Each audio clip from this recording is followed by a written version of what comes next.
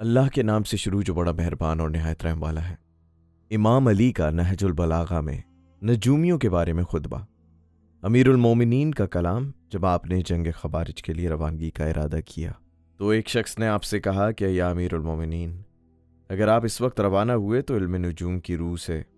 مجھے اندیشہ ہے کہ آپ فتح یاب نہ ہوں گے۔ آپ علیہ السلام نے فرمایا، کیا تمہارا یہ گمان ہے کہ تم اس ذات کا پتہ دے سکتے ہو کہ اگر کوئی اس پہ سفر پر روانہ ہو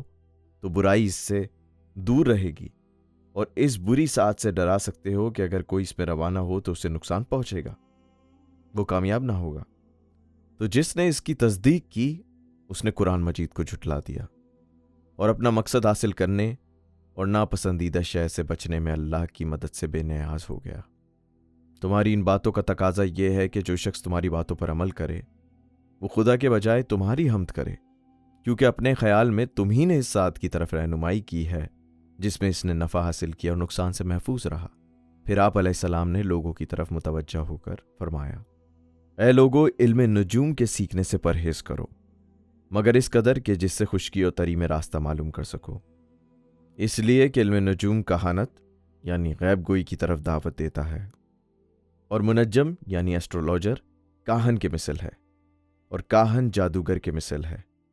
اور جادوگر کافر کے مثل ہے، اور کافر کا ٹھکانہ جہنم ہے۔ بس اللہ کا نام لے کر چل کھڑے ہو۔